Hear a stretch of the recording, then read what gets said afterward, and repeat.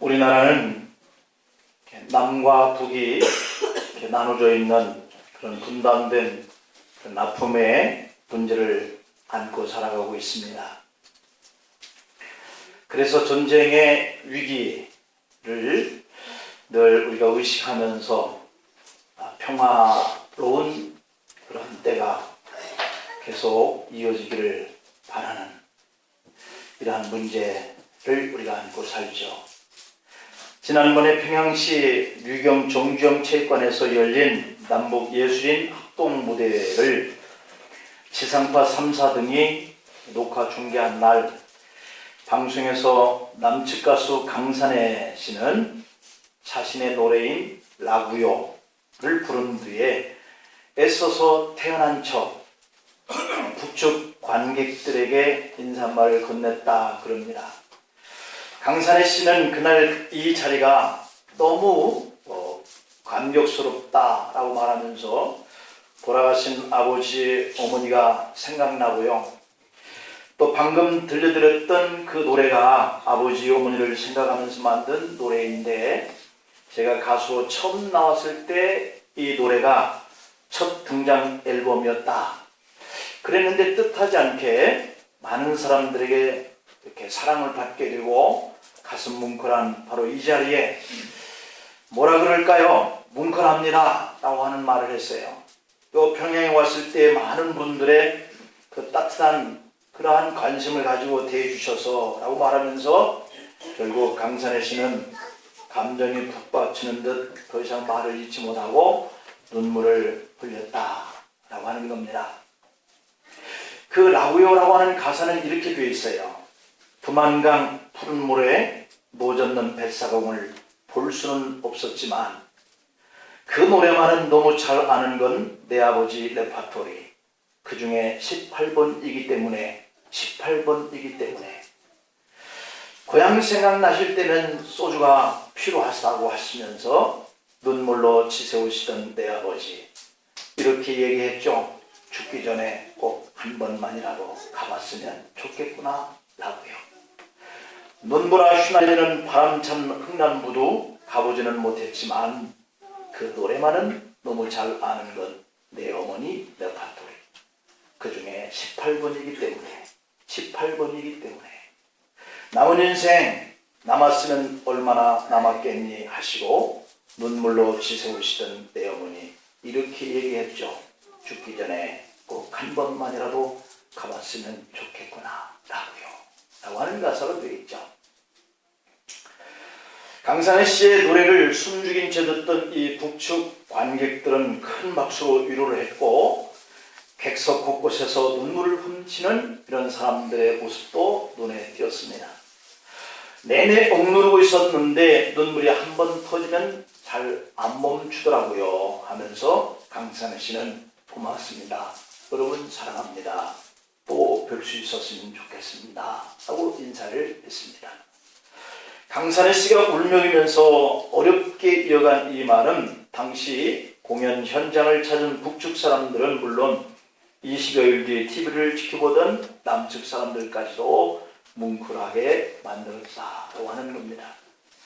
그리고 지난 27일 금요일 남북 정상들이 판문점에서 만나 한반도의 비핵화와 항구적인 평화 정착, 남북관계 발전, 방향에 대해서 진지하고 솔직한 대화를 나눴다라고 말을 이렇게 합니다.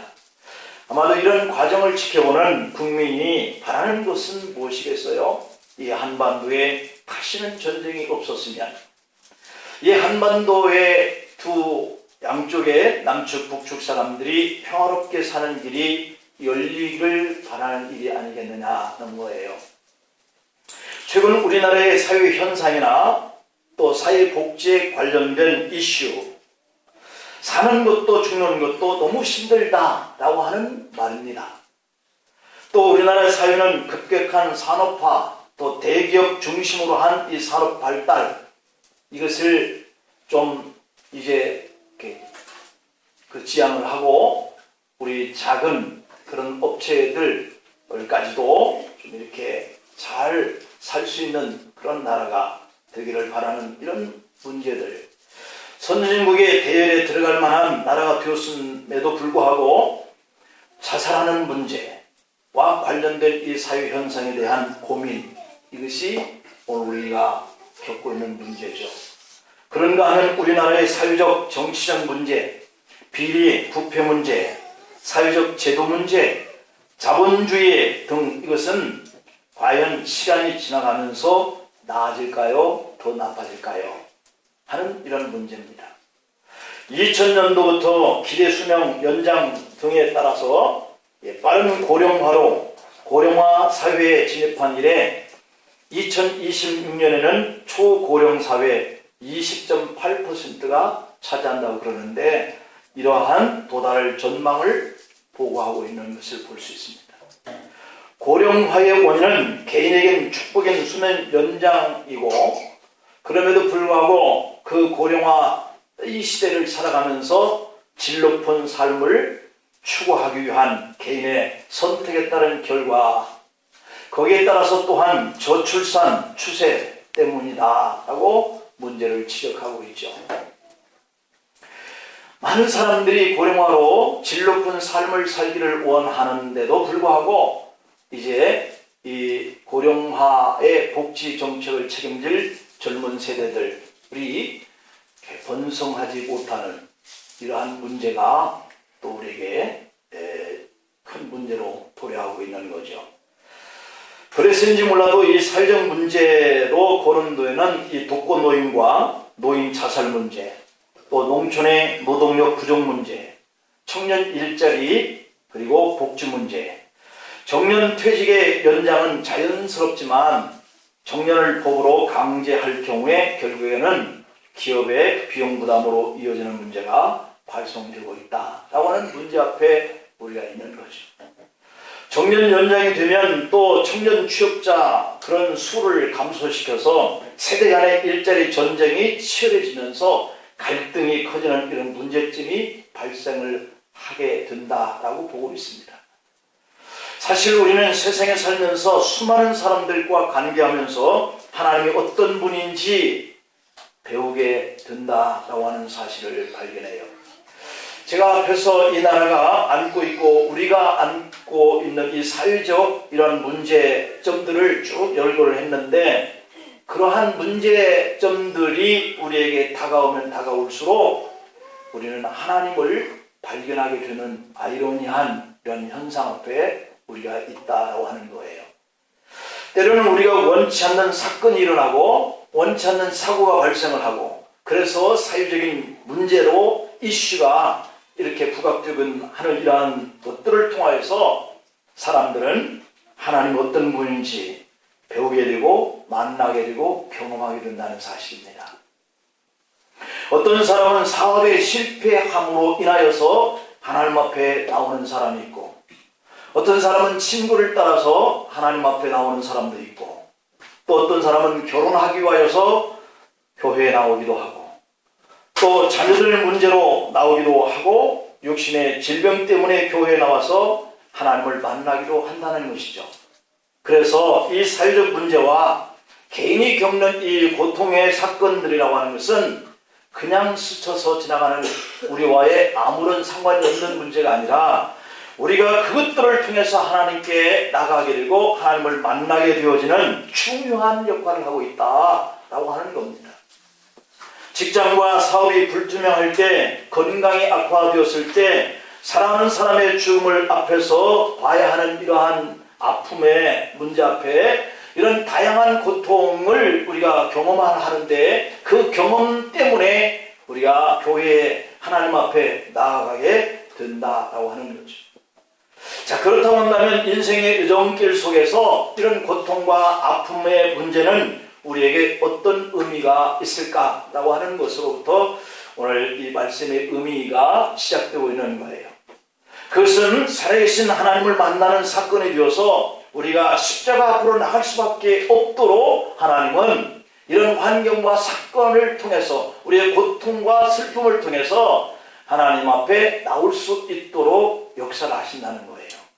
오늘 본문은 그와 같은 전형적인 모델인 왕의 신하가 등장을 하고 있는데, 바로 이러한 왕의 신하가 오늘 우리의 문제의 한 개인의 모습이다 라고 하는 거죠. 그러면 내 인생 앞에 문제가 생길 때 어떻게 해야 그 문제를 해결할 수 있을까 라고 하는 물음입니다. 그 해답을 오늘 본문의 주인공인 왕의 신하를 바라보면서 그 방법을 한번 살펴보죠. 그래서 먼저는 이 예수님의 소문을 믿게 되는 이 왕의 신하에 대해서 오늘 우리의 자신의 문제와 한번 대입을 해보죠. 오늘 보면 46절과 47절을 보면은 예수께서 다시 갈릴리 가나에 이르시니 라고 하는 이 다시라고 하는 것은 바로 전에 물로 포도주를 만드신 그러한 장소였기 때문에 다시라고 하는 의미로 갈릴리에 차리신 예수님에 대한 그러한 사건을 다루고 있죠. 그런데 이러한 장소에 갔더니 왕의 신하가 있어서 그의 아들이 가버나움에서 병들었더니 그가 예수께서 유대로부터 갈릴리로 오셨다고 하는 것을 듣고 가서 청하되 내려오셔서 내 아들의 병을 고쳐주소서 하니 그가 거의 죽게 되었음이니라 이렇게 말씀하고 있습니다. 왕의 신하 하면은 상당한 권세를 가진 권력가이고요. 그 권력의 한 핵심의 자리에 있는 사람이죠. 이 사람이 당시 나세렛이라고 하는 작은 촌마을에서 예수님이라고 하는 예수라고 하는 그 청년의 관심을 둘 이유가 전혀 없는 그러한 대칭을 성경에서 기록하고 있어요. 한 사람은 권력을 가지고 그 권력의 핵심 속에 있는 사람이고 한 사람은 저 촌사람, 청년에 불과한 사람이 서로 만나야 할 이유는 전혀 없는 거죠. 더군다나 이 가버나움이라고 하는 곳에 갈릴리까지 거리는 무려 한 34km 정도 된다고 그러는데 그 거리를 걸어서 8시간 정도에 걸려서 예수님을 만나러 와야 할 왕의 신하가 있겠냐라고 하는 점에서 그 매치가 아들이 거의 죽게 되었다라고 하는 그런 문제 때문이었어요.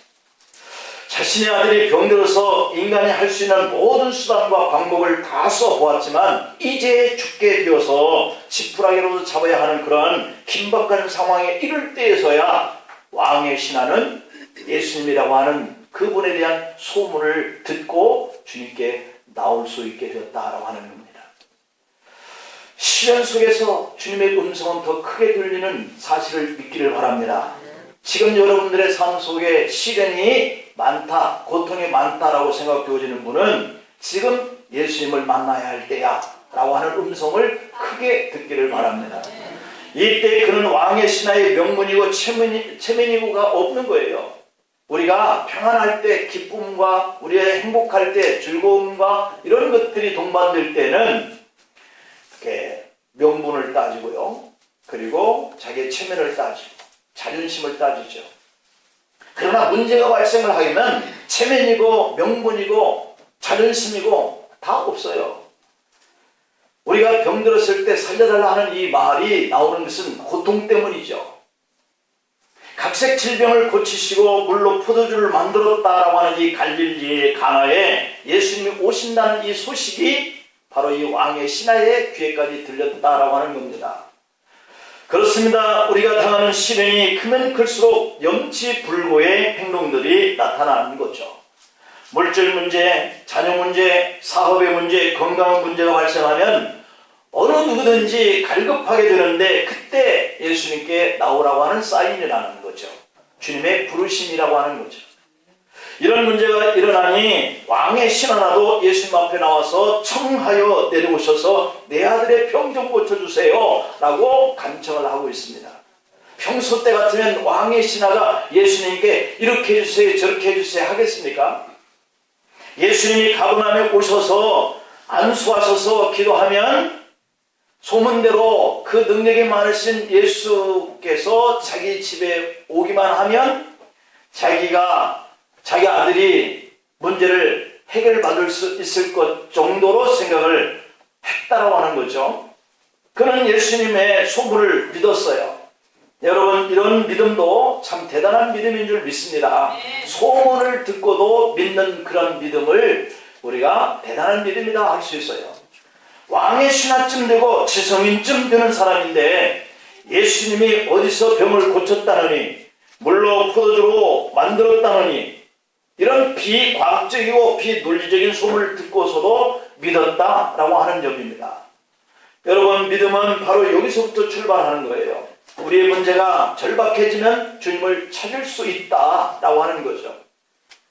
왕의 신하가 아들에게 병이 생기지 않았더라면 어떻게 주님 앞에 나올 수 있었겠습니까?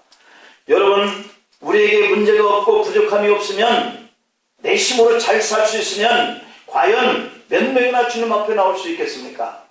그런 의미 속에서 나에게 다가온 고통은 은혜고, 나의 실패는 어쩌면 그것이 나를 부르시는 주님을 만날 수 있는 축복이고, 아픔이 주님께 나가는 큰 안내자다라고 하는 겁니다.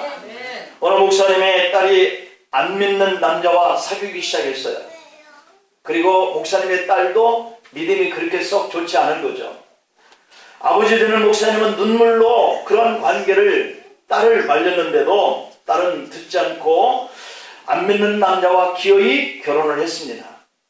결혼 후 10년 동안을 자기 마음대로 살았습니다. 물론 결혼 후에도 딸은 교회 나가지 않았습니다. 어느 날 딸의 외아들이 병들었다는 소식이 들려옵니다. 딸은 그 순간에도 교회 나가지 않고 주님께 기도하지 못합니다. 그러던 중에 결국 딸의 아이가 앓다가 죽었습니다. 딸은 자기 아들을 잃고 난 후에서야 교회를 찾습니다.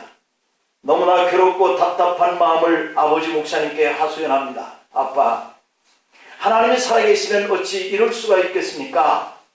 하나뿐인 아들을 어떻게 데려갈 수가 있겠습니까? 딸은 아들을 잃고 도리어 아버지에게 와서 하나님을 원망하고 아버지 목사님께 푸념을 들어놓습니다. 듣다 못해 아버지 목사님이 한마디 하십니다. 너 같은 사람은 그 정도 얻어 터져야만 10년 만에라도 주님께 나온다 라고 하는 것을 난들 어떻게 하랴, 그렇게 말했다는 거죠. 하나님이 목사님의 딸을 기다려주심이 그 정도가 아니고는 자기 발로 하나님을 찾아 교회에 나오겠느냐라고 하는 겁니다. 목사님은 딸에게 하나님이 너희 아들을 데려가신 것은 너를 부르시고 깨우쳐 주시려는 하나님의 사랑의 방법이었다라고 말을 해줬다는 거예요. 그랬더니 목사님의 딸은 마침내 무릎을 꿇고 통곡하면서 울면서 회개합니다. 여러분, 이렇게 마음이 찢기고 상처를 받은 후에서야 주님께 나오는 사람은 그래도 하나님의 사랑을 받은 자임을 믿습니다. 하지만 할 수만 있다면 찢겨지기 전에, 이렇게 막판까지 가기 전에 주님 앞에 나오는 자는 더 큰 사랑을 받은 사람인 줄 믿습니다. 오늘 왕의 신하는 자기 병든 아들 때문에 예수님께 나오게 된 거예요. 아들의 죽을 병이 왕의 신하된 자존심을 내려놓고 예수님께 나오게 된 거예요. 아들의 죽을 병이 그의 아버지 왕의 신하로 하여금 예수님 앞으로 나가게 만든 거예요.